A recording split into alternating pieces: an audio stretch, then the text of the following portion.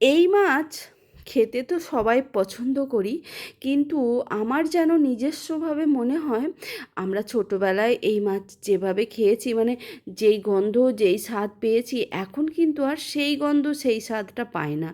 তা হলেও মাছের রাজা বলে কথা, ইলিশ মাছ তো খেতেই হবে, বর্ষা চলে এসেছে। সেই জন্য কিন্তু ইলিশ মাছের আমি 4টে পিস নিয়ে নিয়েছি, একটু নুন হলুদ আর একটুখানি সর্ষের তেল মাখিয়ে ভালো করে এটাকে মাখিয়ে নেবো, নিয়ে একটু রেখে দেবো।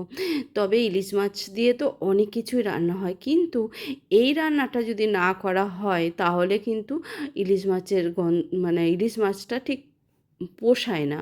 তো সেই জন্য আমি ভাপাটাই প্রথমে করে ফেললাম। সেই জন্য আমি কিন্তু ইলিশ মাছের ভাপাতে একটুখানি ভাজা বাদাম দিয়েছি। তবে ভাজা বাদাম দিয়ে ইলিশ মাছ ভাপা করে দেখো, বেশ ভালো লাগে।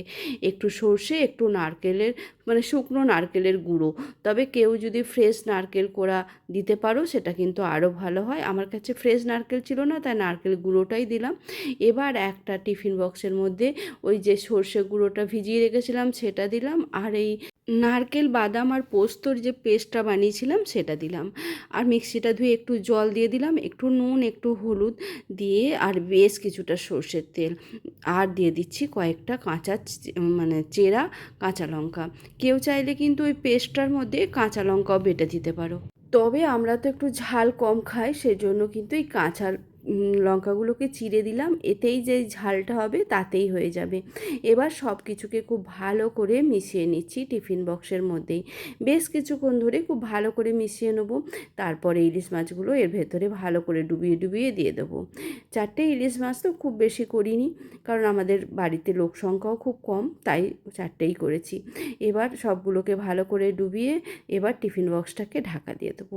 এবার গ্যাসের মধ্যে কড়াই বসিয়ে কড়াই একটু জল দিয়ে দিয়েছি, আর একটা বাটির মধ্যেও একটু জল দিয়েছি। না হলে না, জলের ওপর স্ট্যান্ড দিয়ে দিলে না টিফিন বক্সের ভেতরে আমি অনেক সময় দেখেছি জল ঢুকে যায়। সেই জন্য একটু উঁচু জায়গার ওপর বসিয়ে তারপর আমি এটা ঢাকা দিয়ে ভাপে সেদ্ধ করে নেবো কম আছে। সেদ্ধ করার পর এত গরম ছিল যে আমি একটা থালায় ঢেলে নিয়েছি, তারপর এটা ভাতের সঙ্গে পরিবেশন করছি। দেখো কেমন হয়েছে। বাদাম দিয়ে একবার এই ভাপা বানাও।